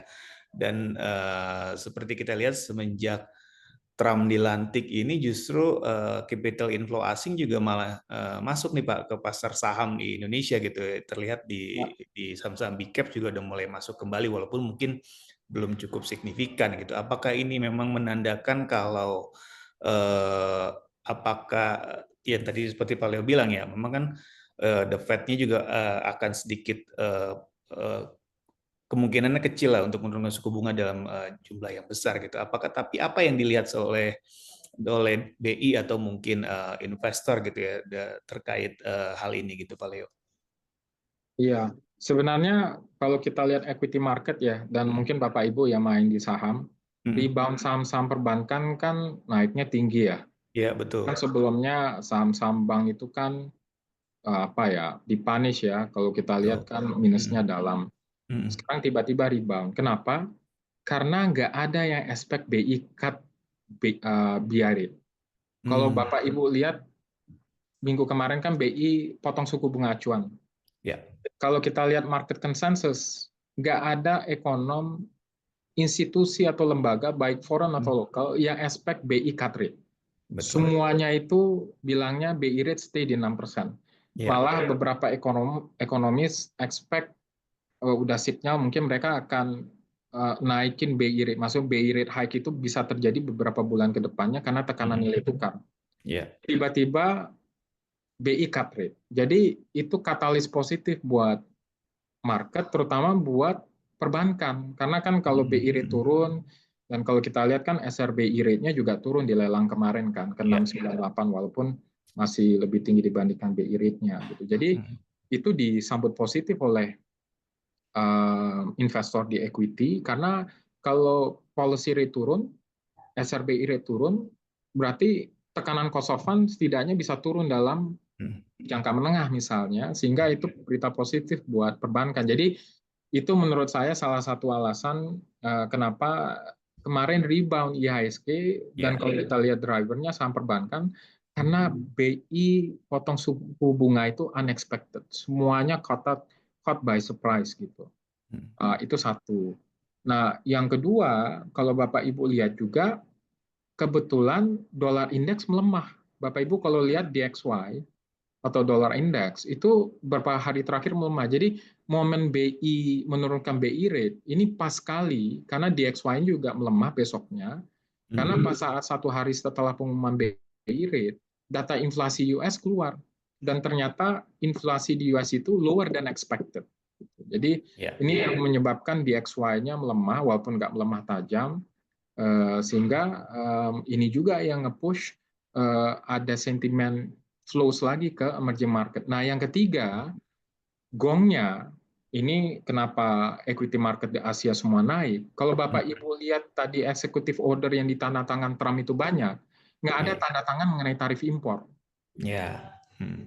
Jadi kalau Bapak Ibu lihat kan tanda tangan executive summary-nya tuh nggak ada yang mengenai tarif impor. Nah, itu membuat sentimen lebih positif lagi buat market. Oh, jangan-jangan tarif impor ini benar-benaran ditunda, walaupun menurut saya tidak sepenuhnya ya gitu. Jadi ini sentimen-sentimen yang menurut saya lebih kepada sifatnya letupan ya, bukan sifatnya yang structural gitu. Makanya kita tetap harus monitor Mas Ayu.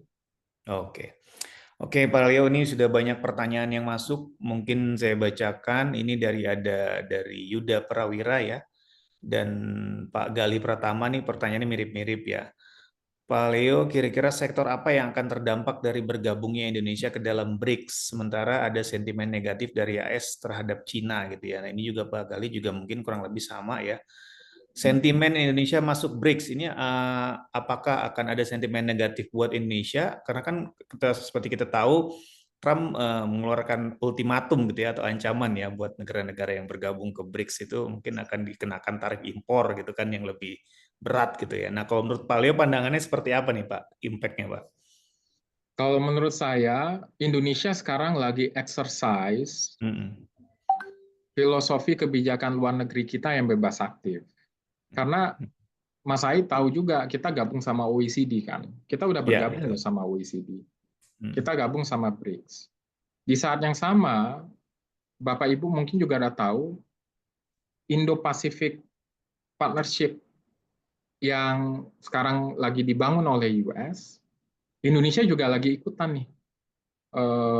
Dan sekarang masih aktif melakukan negosiasi.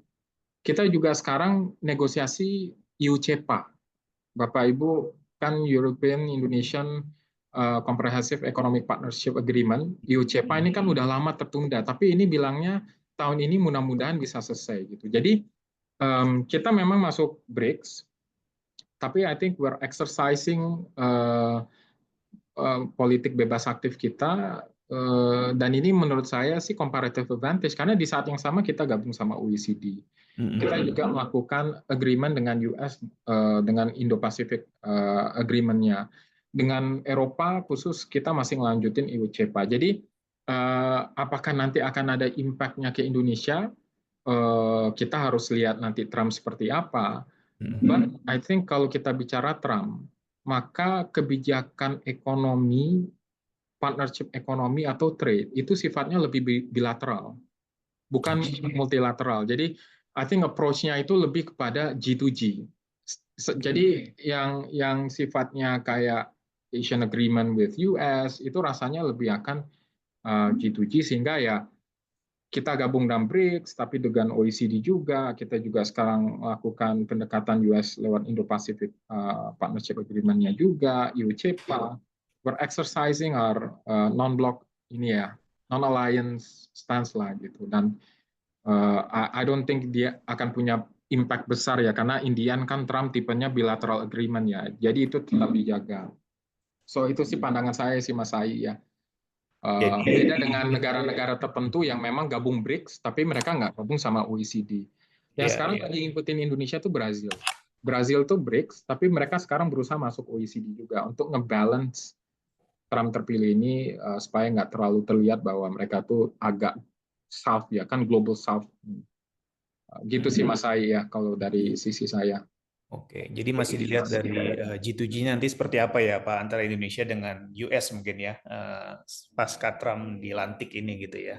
Yes, dan kita nggak align terhadap blok tertentu karena kita masuk OECD, kita masih ngelanjutin EU-CEPA gitu. Jadi ya lebih me-exercise politik bebas aktif kita aja ya, karena kita punya comparative advantage di sana. Oke. Nah, ini ada pertanyaan juga dari Pak Rian Hermanan. Ini mungkin banyak juga tadi juga saya dengar ini yang bertanya-tanya gitu ya, dengan kondisi ekonomi yang uncertainty seperti sekarang gitu ya Pak, dan likuiditas ketat gitu ya, Trump terpilih dan lain sebagainya, istilahnya challenging lah ya di tahun ini gitu. Bagaimana dengan kondisi pasar saham nih Pak, mungkin untuk di tahun ini? Nah, kira-kira IHSG ini bakal bagus nggak ya di tahun ini? Nah, karena tahun lalu juga kan sebenarnya kinerjanya nggak bagus-bagus amat gitu ya Pak IHSG. Nah, di tahun ini seperti apa dan kira-kira apa nih sektor-sektor yang menarik mungkin untuk dicermati nih Pak Leo? Saya bukan equity strategist, jadi saya tidak bisa memberikan IHSG keberapa. Tetapi mungkin saya bisa hubungkan dengan makro trend dan mungkin saya sharing investment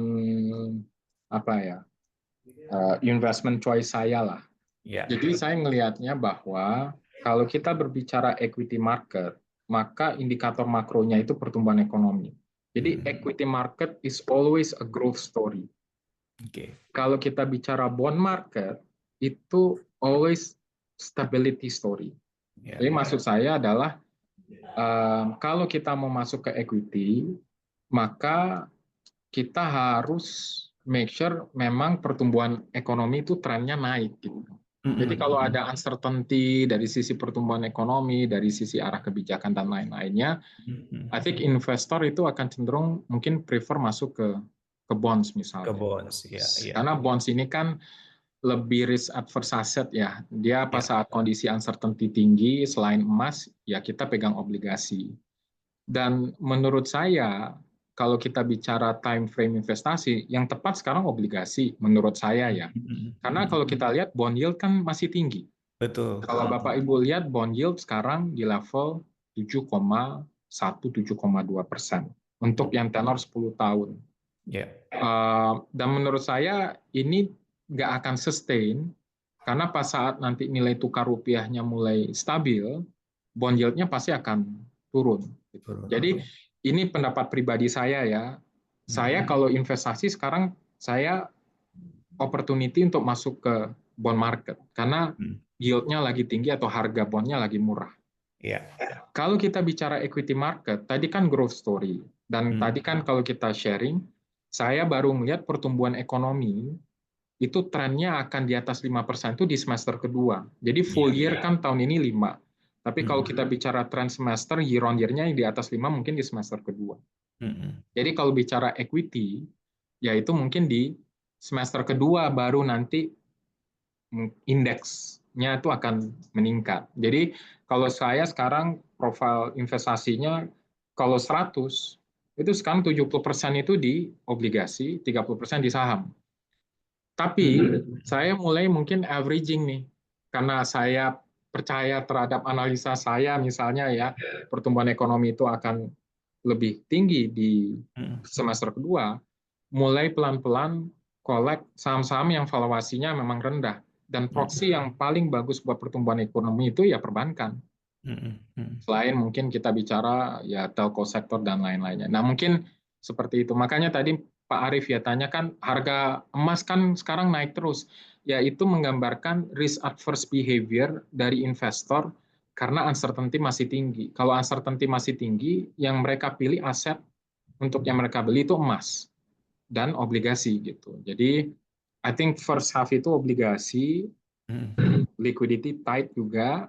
Mungkin second semesternya pas saat liquidity improve, growth story-nya juga ada, baru kita bicara equity story. Mungkin lebih ke sana. Nah, kalau bicara sektor ya yang drive, kalau equity itu growth story, driver dari growth tahun ini kita expect salah satunya kalau kita lihat ya government expenditure dan juga private consumption. Makanya tadi mungkin kayak sektor FMCG itu merupakan sektor yang menurut saya punya prospek. Karena kalau kita lihat bahan presentasi tadi saya, di antara semua sektor manufaktur yang masih net hiring, jadi bukan net PHK, itu hanya dua, tobacco sama food beverage. Kalau tobacco mungkin seasonality, itu kan datanya third quarter tahun 2024, efek pemilu, pilkada, itu ada noise-nya. Tapi kalau food beverage ini sustain, dia selalu net hiring gitu. Jadi sektor FMCG ini menurut saya merupakan sektor yang masih prospek ya, apalagi dengan makan bergizi gratis, agro downstream, pasti value chain di hilirnya F&B sektor itu pasti kena juga. Mungkin gitu sih Mas Ai ya salah satu.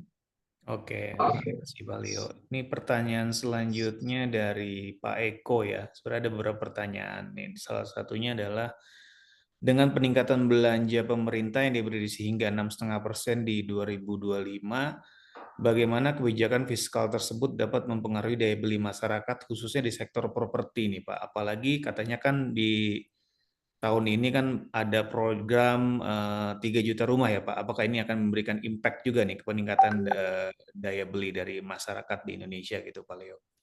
Ya, kalau tadi saya sih melihatnya begini. Pertama, sebenarnya balik lagi kalau kita bicara sektor kan consumer sector ini menarik ya. Karena kan memang fiscal play-nya pemerintah tadi kita sebutkan memang kalau kita lihat 2 tahun terakhir APBN itu cenderung lebih pro public investment. Jadi kan ini push infrastruktur kan, program strategis nasional termasuk pembangunan IKN.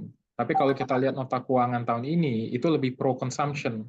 Jadi tadi alokasi untuk misalnya social spending, social protection spending, healthcare, food security, basic needs untuk welfare itu semuanya naik rata-rata di atas 15%. Alokasi infrastructure spending itu di-cut 5%. Jadi ada shifting nih, yang tadinya pro public investment itu sekarang lebih shifting ke pro consumption. Jadi saya melihatnya play-nya untuk konsumsi itu seharusnya masih positif. Dan tadi kan presentasi saya bilang pemerintah ini addressing elephant in the room mengenai masalah daya beli setidaknya dalam konteks kalau kita baca APBN-nya karena tadi alokasi spending-nya itu lebih fokus kepada perbaikan konsumsi atau daya beli ya tadi healthcare dinaikin, education, social protection spending dan lain-lain. Dan mungkin Bapak Ibu juga udah tahu pemerintah khusus untuk properti selain 3 juta rumah, pemerintah memperpanjang PPN DTP ditanggung pemerintah. Jadi PPN untuk pembelian properti pertama yang nilainya 2 miliar itu PPN-nya ditanggung pemerintah 100% sampai Juni tahun 2025. Dan PPN DTP ini kan kalau kita lihat diperpanjang terus. Sebelumnya pemerintah bilang PPN DTP untuk properti untuk pembelian 2 miliar itu akan habis di akhir tahun. Sebelumnya akan berhenti di Juni 2024, diperpanjang lagi sampai Desember 2024. Ini sekarang diperpanjang lagi sampai Juni 2025. Dan pemerintah menaikkan PPN DTP-nya sampai 5 miliar. Jadi skema barunya adalah PPN DTP untuk 2 miliar dikenakan 100% oleh pemerintah. Kalau nilai propertinya di atas 2M, itu PPN DTP yang ditanggungnya 50%. Jadi kalau misalnya ada nilai properti 5M yang dibeli, 2M pertama 100% ditanggung pemerintah, sisa 3M-nya 50% ditanggung pemerintah juga, tapi hanya 50% sisa 3M-nya. Nah, itu akan berjalan sampai bulan Juni tahun 2025. Dan Desember 2025-nya itu itu akan diturunkan, tapi tetap ditanggung PPNBTP-nya 50%, nggak 100% lagi, tapi ada yang ditanggung. Jadi melihat kondisi-kondisi tersebut, ya kebijakan-kebijakan tersebut, tambah 3 juta rumah, properti sektor ini salah satu sektor yang bakal dipush oleh pemerintah karena apa? Bapak Ibu sangat kenal dengan istilah backward sama forward linkage dari properti sektor ini banyak. Impact terhadap sektor-sektor lainnya itu lebih banyak dibandingkan sektor-sektor lainnya. Yeah. Jadi pemerintah menyadari memang sektor properti ini backward and forward linkage-nya itu cukup besar. Gitu. Jadi I think properti sektor itu juga masih menarik ya, karena kebijakan stimulusnya itu ternyata diperpanjang terus. Mungkin itu sih Mas Ai. Jelas Oke. ya. Nah, salah satu juga yang banyak jadi perbincangan kan di era pemerintahannya Pak Prabowo adalah beliau selalu optimis bahwa pertumbuhan ekonomi kita bisa tembus 8% bahkan lebih gitu ya Pak Leo. Dan ini juga sejalan dengan pertanyaannya Pak Ilham nih ya. Kira-kira dengan program-program yang sudah dipaparkan oleh pemerintahannya Pak Prabowo tadi, Pak Leo juga sempat mention di paparannya kan sebenarnya sudah inline untuk mengarah untuk mengejut konsumsi domestik dan juga pertumbuhan ekonomi gitu di dalam negeri gitu. Nah, mungkin pertanyaannya lebih ke arah apakah bisa tercapai gitu Pak Leo pertumbuhan ekonomi 8% itu, dan kalaupun bisa tercapai kira-kira kapan nih Pak Leo target ini tercapai gitu Pak Leo? Wah, ini saya hanya melihatnya seperti ini. Saya hanya melihat bisa nggak Indonesia mencapai target pertumbuhan di atas 5% aja ya, kita konteksnya. Nah, saya melihatnya kalau kita ingin mencapai pertumbuhan ekonomi yang lebih tinggi di atas 5% dan itu sifatnya sustain, maka memang harus ada kebijakan yang fokus di jangka pendek atau kita bilang quick wins, dan kebijakan yang sifatnya jangka menengah atau sifatnya lebih struktural. Nah, yang bersifat jangka pendek atau quick wins ini adalah kebijakan-kebijakan yang mensupport konsumsi atau memperbaiki daya beli. Karena tadi faktanya untuk Indonesia 53% dari kue ekonomi kita itu masih private consumption. Suka nggak suka, memang konsumsi ini harus kita address dulu nih. Sebelum kita berbicara pertumbuhan ekonomi yang lebih sustain. Makanya kalau Bapak Ibu lihat asumsi APBN untuk pertumbuhan ekonomi tahun ini itu hanya ditaruh di level 5,2%. Tapi kalau kita lihat Gini koefisien atau Gini rasio, pemerintah punya target turun. Berarti kan pemerintah pertumbuhan ekonominya solid, tapi ketimpangannya yang ingin diadres oleh pemerintah. Dan itu tadi quick wins-nya itu kan alokasi spending-nya itu shifting yang tadinya pro public investment lebih ke pro consumption, healthcare naik, education naik, social protection spending naik, tapi yang dikurangi infra. Gitu. Nah, itu quick wins-nya termasuk tadi makan bergizi gratis. Tadi saya lihat ada pertanyaan makan bergizi gratis, walaupun itu akan dilakukan in stages ya. Terus kan PPNBTP untuk properti sampai 5M pun sekarang itu dikasih sampai bulan Juni.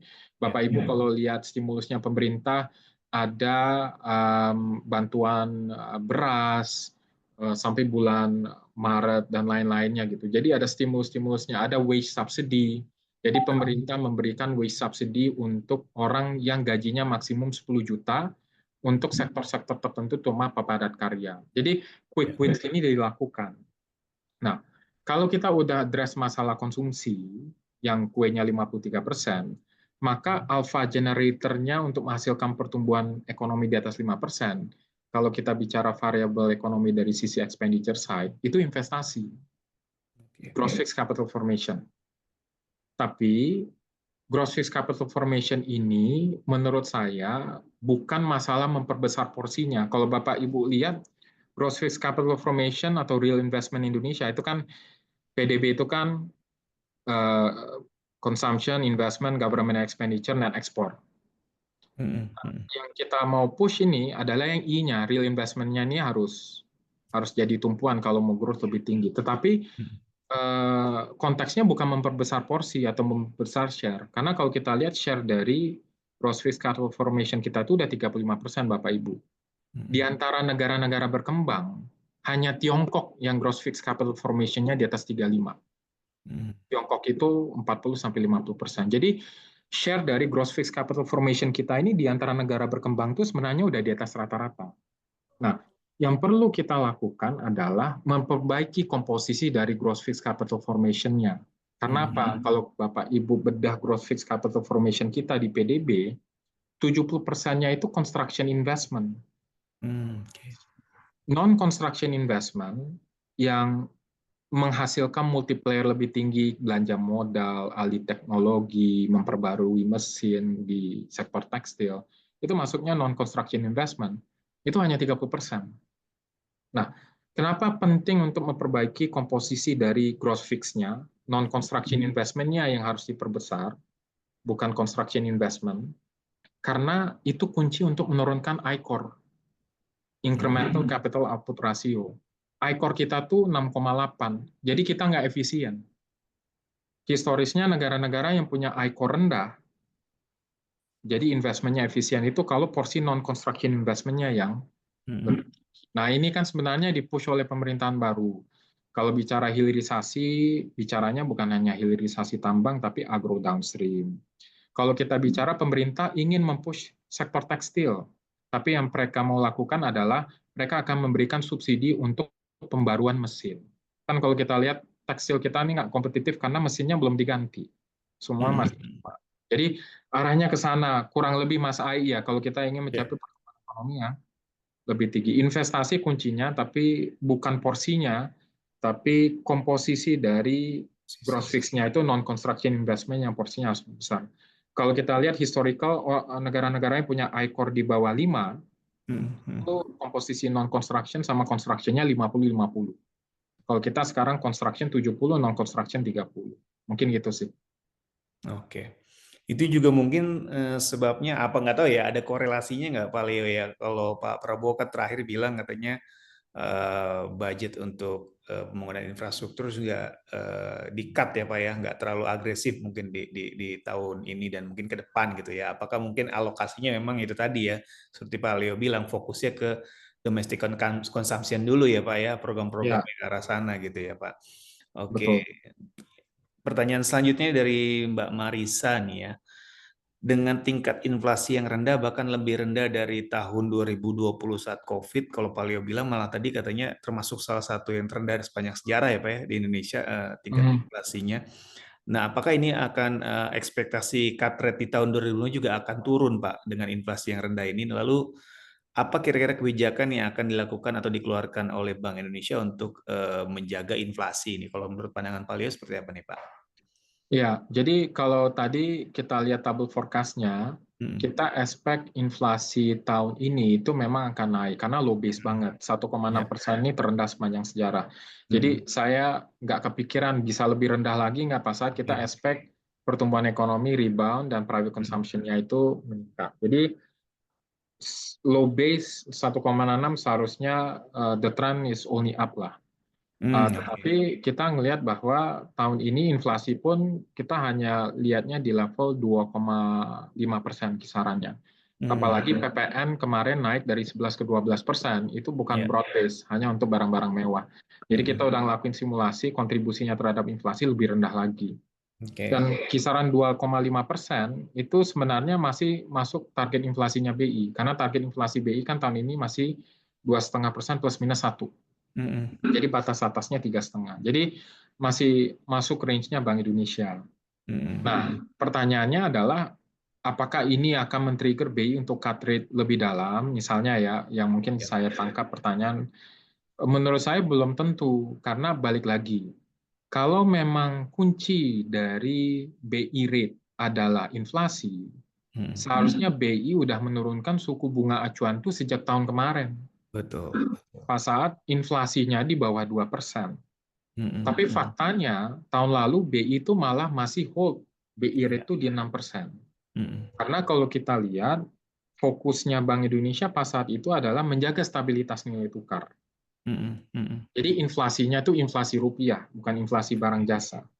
Jadi dalam konteks menjaga stabilitas nilai tukar, jangan terlalu melemah, maka BI rate-nya itu tetap dijaga, sehingga interest rate differential kita tuh tetap atraktif karena pas saat BI rate-nya dijaga, SRBI rate-nya kan masih tinggi, bond yield kita juga masih tinggi.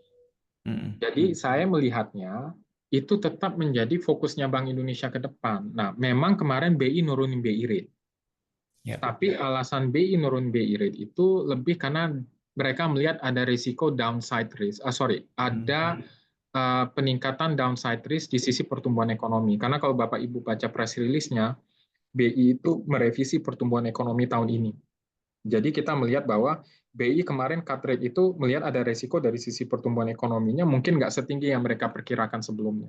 Dan mungkin kalau Bapak Ibu lihat tayangan RDG di YouTube, Pak Peri bilang pertumbuhan ekonomi di kuartal keempat tahun lalu yang akan dirilis datanya BPS di Februari minggu pertama itu mungkin juga nggak setinggi yang mereka expect. Jadi lebih kepada growth concern, tetapi Indian balik lagi. Saya termasuk kubu yang percaya bahwa walaupun BI ini sekarang stance-nya mulai shift agak ke pro-growth untuk suku bunga acuan, karena makro pro kan lebih akomodatif ya. Tapi saya termasuk kubu BI nggak akan lepas sepenuhnya terhadap fokus pengendalian nilai tukar. Makanya kita ngelihat memang akan bisa turun, tapi turunnya terbatas. Mungkin 575 itu hanya bisa ke 525 sampai 5,5. Jadi turunnya mungkin 25-50 pips lagi, nggak ke 5% misalnya. Mungkin itu sih Mas Ayi ya, view saya ya. Oke, Pak Leo. Nih berhubung waktu, mungkin kita satu pertanyaan terakhir ya, Pak Leo. Ini juga tadi sempat banyak disinggung ya soal SRBI, soal rupiah yang melemah gitu. Nah, ini kan SRBI ini katanya kan dijadikan salah satu alat untuk menjaga stabilitas rupiah gitu ya. Kalau Pak Leo sendiri melihat seperti apa nih, Pak? Apakah itu memang seperti itu? Dan ini juga ada pertanyaan menggelitik nih, kalau misalkan seperti itu, kira-kira proyeksi range yield SRBI di tahun 2025 seperti apa nih, Pak? Mungkin Pak Leo bisa kasih insight nih, Pak. Ya, jadi gini, setuju banget. Jadi kalau Pak Peri bilang kan, instrumen SRBI ini ada 3 tujuan. Yang pertama adalah instrumen ini sebagai instrumen utama Bank Indonesia untuk operasi moneter. Dan itu kerefleksi tadi, kalau kita lihat data penempatan likuiditas rupiah di instrumen operasi moneternya BI, itu 90%-nya semuanya di SRBI. Yeah. Jadi tujuannya satu itu.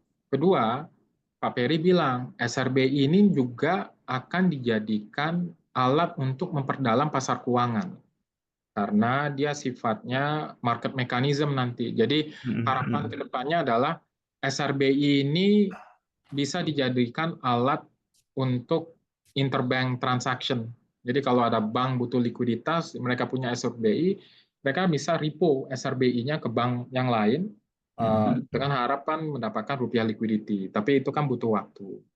Nah, yang ketiga, tujuan SRBI diciptakan adalah untuk menjaga stabilitas nilai tukar dengan transmisi harapannya aliran dana asing masuk ke SRBI di secondary market.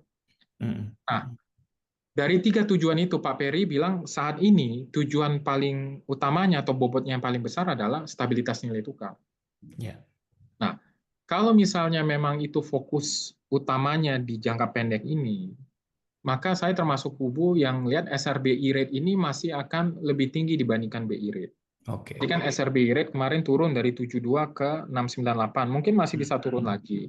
Tapi menurut saya nggak bisa turun dalam, karena untuk menjaga interest rate differential-nya tetap atraktif. SRBI rate bisa turun karena bond yield US juga turun sedikit dari 4,8 ke 4,6. Jadi, tapi menurut saya penurunannya itu nggak banyak lah. Masih akan di atas BI rate. Jadi masih akan di atas 575 atau dengan kata lain menurut saya masih akan di atas 6%. Jadi mungkin kisarannya di 6,5. Nah, mungkin nyambung ke bond yield. Tadi ada pertanyaan mengenai bond yield. Kalau misalnya seperti itu, gimana bond yield? Ya, saya ngelihat bond yield yang tenor 10 tahun juga masih rata-ratanya tahun ini akan di atas 6,5%. Makanya tadi saya bilang, melihat analisa itu, investasi horizon saya, pilihan investasi saya pribadi, saya sekarang 70% weight-nya ke bonds. Karena harganya murah. Kalau kita bicara equity, growth story-nya ini masih belum kelihatan. Kita harus nunggu nih, benar nggak? Gitu. Tapi kalau obligasi ini harganya lagi murah, valuasinya lagi murah, ya berarti yield-nya lagi tinggi. Mungkin itu sih Mas Ai. Oke Pak Leo, terima kasih banyak nih Pak. Menarik sekali ini diskusi kita. Mungkin karena kita terbatas waktu, mungkin kita akhiri sampai di sini. Mungkin nanti kita bisa sambung lagi di next session gitu ya Pak, terkait kondisi ekonomi baik di global maupun di Indonesia itu sendiri. Tadi juga dipaparkan apa aja kira-kira challenge yang mungkin akan terjadi di tahun ini ya, baik dari di US, di global maupun di Indonesia sendiri gitu ya. Harapan kita mungkin ke depan itu pertumbuhan ekonomi Indonesia ya terus membaik gitu ya Pak, dan mungkin tadi juga sempat di spill ya terkait investment strategiknya Pak Leo pribadi ya. Jadi Iya, kalau di ya ini Persal, disclaimer ya. disclaimer Ini pribadi ya, ya, di Persal mungkin bukan lebih institusi lebih heavy di bonds ya Pak ya, mungkin di untuk second half semester mungkin pertama. ya second half mungkin baru mulai bisa ya collect lah saham-saham, dan tadi juga sektor-sektor juga yang menarik mungkin ya, yang terkait dengan FMCG ya Pak Leo ya, lalu mungkin ya banking juga mungkin menarik ya Pak, karena mungkin Banking. penurunannya juga cukup dalam ya Pak ya, jadi harusnya sih mungkin jadi opportunity juga buat equity investor gitu ya. Itu Ya. mungkin diskusi kita malam ini. Terima kasih sekali lagi Pak Leo dan Bapak Ibu yang sudah menghangatkan diskusi dengan pertanyaan-pertanyaannya. Mungkin karena terbatas waktu, saya kembalikan ke Mbak Riantri sebagai host. Silakan Mbak Riantri. Baik, terima kasih Pak Ai, Pak Leo. Wah, alhamdulillah nih pemaparannya benar-benar bikin melek Pak.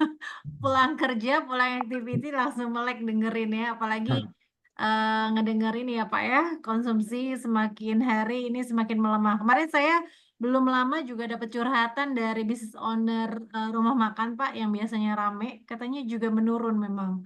Jadi orang sekarang banyak bawa bekal ya kayaknya ya Mas Ai ya. Dibandingkan Sekarang soalnya ada makan bergizi gratis Mbak Riantri, jadi benar. udah dapat bekal. Iya, jangan-jangan ini part of audience juga banyak yang jadi catering subkonde ya. Menarik, menarik. Baik, terima kasih sekali lagi Pak Leo pemaparannya, dan juga Mas Ai yang udah moderate dengan kece banget nih. Sebelum kita akhiri, boleh kita foto bersama dulu ya Pak ya, sebelum teman-teman juga udah mulai pada live Ya. apa namanya Zoom-nya. Boleh dibantu Pak Imron? Kita siap-siap untuk foto. Boleh teman-teman kita buka videonya. Pak Bowo, Bu Mia, boleh dibuka ya videonya. Kita tampilkan senyum ceria di malam hari menjelang istirahat. Baik, silakan Pak Imron. Ya Bu,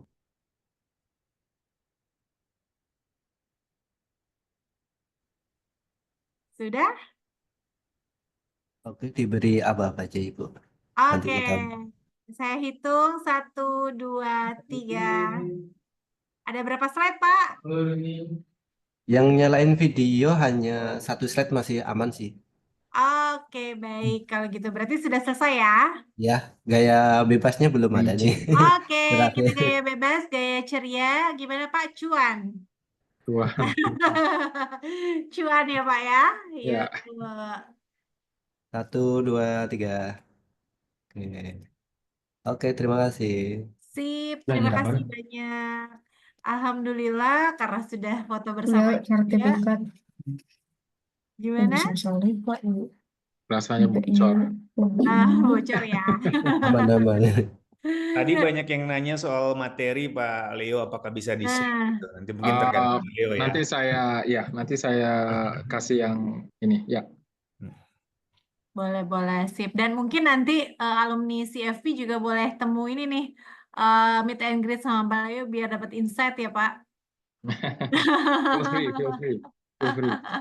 Ketemunya boleh juga di ini nih, di lokasinya Mas Ai ya.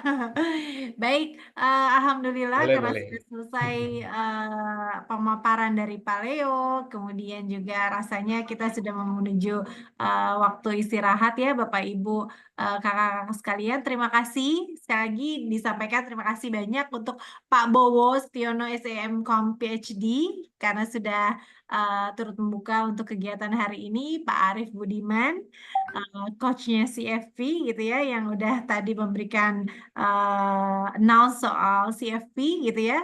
Kemudian tentunya Pak Leo, kemudian Mas Ai ya, Mas aja ya kali ya, biar lebih akrab. Mas Ai yang sudah memoderasikan apa namanya webinar malam ini. Kalau begitu, dengan demikian berakhir sudah acara ini. Kami selaku panitia, saya Riantri, mohon maaf apabila ada kekurangan dalam kesalahan dalam terselenggaranya acara ini. Sampai jumpa pada kegiatan webinar selanjutnya. Sebelum ditutup, sepertinya perlu dimelekin dulu nih untuk berpantun. Boleh tolong cakepnya ya? Biru laut seperti kolam. Cakep. Cakep. Ikan paus pandai menyelam. Cakep. Dari lubuk hati yang paling dalam, saya Cakep. tutup presentasi dengan salam. Terima kasih atas kehadirannya. Maaf lahir batin. Selamat istirahat. Assalamualaikum warahmatullahi wabarakatuh. Tetap semangat ya.